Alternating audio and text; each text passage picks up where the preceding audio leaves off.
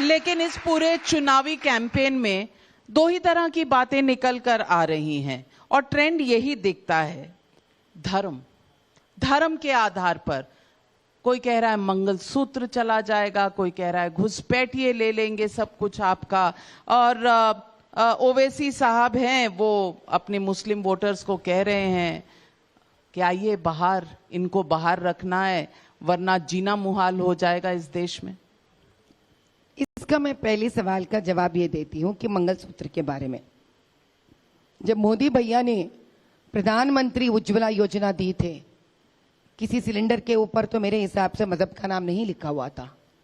जब मोदी भैया ने अन्न दिए थे सबको, किसी अन्न के ऊपर खाने वाला का नाम ऊपर वाला ने लिखा होगा, लेकिन मोदी भाई ने किसी का मजहब का नाम नहीं लिखा।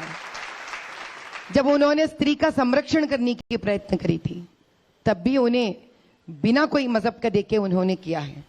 लेकिन ताजुब की बात तो ये है कि जिस प्रकार से ये लोग एक मजहब का नाम लेकर रिजर्वेशन के बातें करते हैं, तो मेरा ये समझ के बाहर है।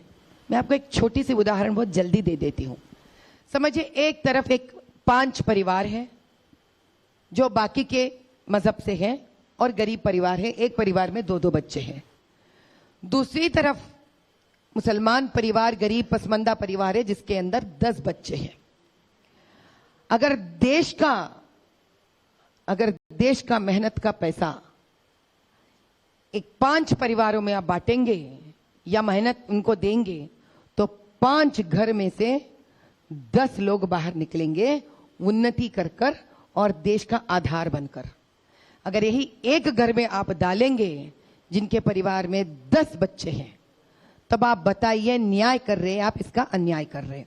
और मेरा मुद्दा 2, अगर यही 10 परिवार के मुसलमान के घर में अगर पिताजी और माताजी उनमें से कोई डॉक्टर है, इंजीनियर है, जिनको बच्चों को पढ़ाने का हैसियत है, ये 10 बच्चे देश का नाज बन के बाहर निकलेंगे।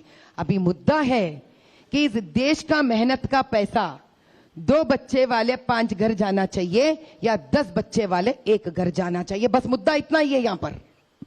लेकिन ये जो बात कही जाती है, जरूरी तो नहीं है कि सिर्फ मुसलमान परिवारों में ज्यादा बच्चे होते हैं, कभी कभी हिंदू परिवारों में भी होते हैं।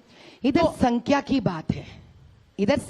बात है, कितना प्रतिशत हिंदू के परिवार वर्सेस कितना प्रतिशत मुसलमानों के परिवार के बच्चे हैं। तो डेटा बताइए क्या है एवरेज? हमें मालूम नहीं था, आप एक सवाल पूछेंगे और एक मीटिंग कर लेंगे, तब डेटा आपके साथ लेके आ जाएंगे। डेटा होना चाहिए। जब आप एक थियोरी कह रही हैं कि हिंदू परिवारों का जो बच्चों का संख्या है, बहुत अच्छा जवाब है मेरे पास आपके लिए। हमने 1008 free normal deliveries, 1008 free normal deliveries को हमने डिक्लेयर किया था। और डिक्लेयर जब हम करे थे मेरा खुद के इंस्टीट्यूशन से, चैरिटेबल ट्रस्ट से, तब क्या हुआ, लोग आके हमसे पूछने लगे, मैडम ये कौन से नंबर डिलीवरी के लिए फ्री करेंगे आप? तो ये तो बहुत बड़ी सवाल हो गई। तब मेरा दिमाग जितना सोच सका, मैं सोची कि ये क्या 2 बच्चे के लिए हम कर सकते हैं, अभी तीसरे बच्चे के लिए तो करना सही नहीं है, क्योंकि ये किसी का पहला बच्चा भी हो सकता है। मैं तो चैरिटेबल ट्रस्ट खुद के मेहनत के पैसे से कर रही हूं। तब मैंने एक लगाम रख दी है कि फर्स्ट या second delivery for a very poor family we will do it at normal delivery free of cost. और ताजुब की बात तो ये है, हम सारे एप्लीकेशन फॉर्म्स आपको भिजाएंगे।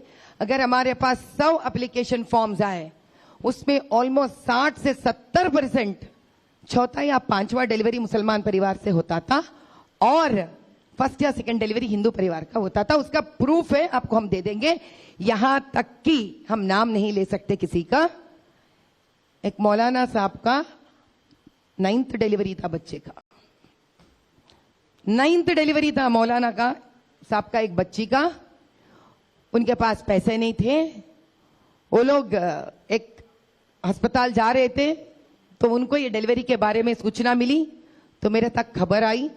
तो मैं एक ही बात बताई, माफ करना भैया, आपका 9वां बच्चा को तो मैं फ्री में नहीं कर सकती हूँ, लेकिन आप गरीब हैं, मैं कॉस्ट कर दूंगी। उनको हमने 15,000 रुपए में नॉर्मल डिलीवरी करवा दी है,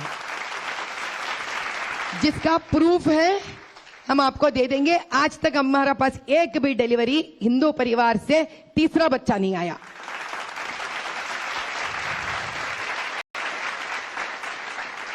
ये मुद्दा एक मजहब के बारे में बात करने का नहीं है, ये भी हमको सोचना चाहिए।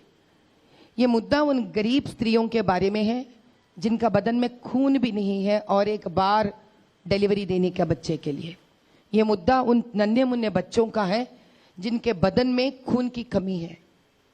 ये बच्चे कितने बच्चों के बारे में नहीं है। क्या उन सारे बच्चे जो गरीब इस प्रकार से जन्म लेते हैं, क्या गलती है उनका जन्म लेकर गरीबी में दलदल में इस प्रकार का जीवन आगे लेके जाने का? किसने दिया हक? किसने दिया हक उस बच्चे को मैकेनिक शॉप में पंचर मारने का काम देने के लिए? किसने दिया हक उन बच्चों को एक दर्जी के पास बटन सीने के लिए? मैं एक ही सवाल करती हूं, बात बच्चों को पैदा करने का नहीं है। अगर इतने बड़े मसीहा बनते हैं तो क्यों नहीं इन सारे बच्चों के लिए ये सही मायने में मसीहा बनते हैं, फ्री भोजन, फ्री पाठशाला देकर, फ्री हेल्थ देकर। बस तब आपकी मर्जी, अब जितने चाहिए उतने बच्चों का जन्म तक करवा दीजिए उनसे, कोई दिक्कत नहीं है। तभी तो वो कह रहे हैं कि मुसलमानों का फर्स्ट हक है इस देश के रिसोर्सेस पर। देश के रिसोर्सेस नहीं, पहले उनके 7 एकड़ का लैंड, उसके ऊपर का मंजिल, उनके मेडिकल कॉलेजेस बनाने का पैसा, उनका वैसी हॉस्पिटल बनाने का पैसा, दारुसलाम का बैंक, दारुसलाम बैंक के अंदर ऐसो पैसा, कंचन बाग का जो लेक है पीछे, जो नेशनल प्रॉपर्टी है, उसको हड़प कर और बड़ा हॉस्पिटल बनाने का। ये जो सारे है जो कभी किसी वक्त वकालत भी नहीं करे, उन लोग वकालत नहीं करे। दादाजी जब वकालत करते थे तो किराए के कमरे घर में रहते थे ये लोग। अभी किराए के घर से इनके पिताजी तो कुछ नहीं करे, इनके पिताजी तो सिर्फ पॉलिटिशियन थे, ये तो सब जानते कुल्लम कुल्ला। इसमें तो मुझे कुछ लेके आने के लिए डाटा जरूरत नहीं है। ये साहब जब बैरिस्टर पढ़ के आए, इन्होंने कौन सी वकालती की है आज तक? कहां से आए पैसा? निकालिए वो पैसा बाहर, दे दीजिए गरीबों के बीच में, दे बहुत दीजिए बड़ा इल्जाम है के बीच में, बहुत बड़ा इल्जाम है।